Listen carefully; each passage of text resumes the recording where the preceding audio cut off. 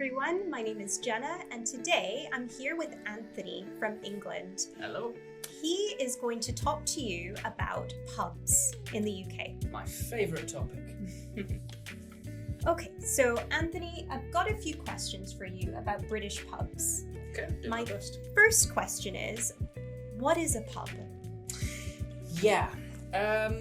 A pub is, you can find pubs often in Italy, but they're not really pubs, what I would classify as a pub. To me, a pub is a place where you don't just go to drink, you go to make friends, socialise. It's a very atmospheric place, a very sociable place, typically with very low ceilings, wood panelling, and the establishment is probably old, 2, 3, 4, 500 years old. And you can recognise it instantly just by the architecture. It typically got white walls, maybe a thatched roof. It's very, very distinctive. Ah, I see. Okay, I have another question. What can you tell me about the history of the pub? Okay, I feel like I'm at school again. The pubs have existed really since the Roman times, because the Roman roads were obviously very, very large and very long, and so the Romans installed taberni, they were called, which gives us the modern word tavern, which is a type of pub, along these roads. They were places to stop, sleep, eat, drink, etc. That then continued with the Anglo-Saxons after the Romans. They turned them into ale houses. Ale is a type of beer that has been drunk for a very, very long time.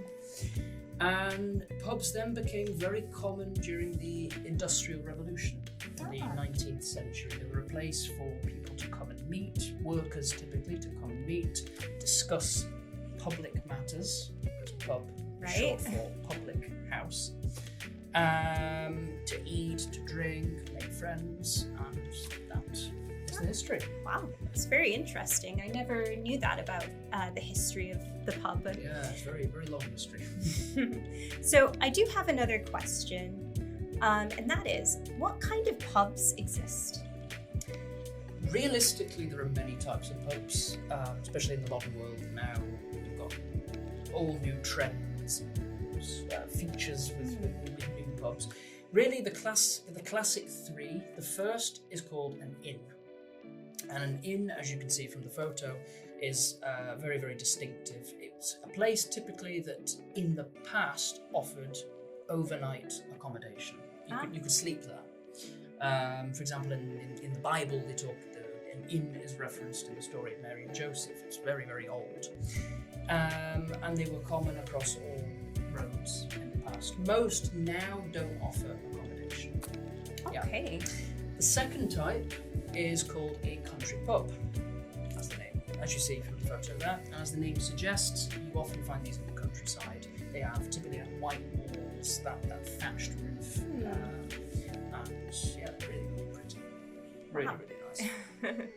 I'm looking forward to my next trip to the UK to try out these different kinds of pub. Yeah. The third is the most modern form, and that is called a gastropub, which is, they've only existed, I think, for about 20 years, but a gastropub now it combines a pub with sort of Michelin star, high-level food.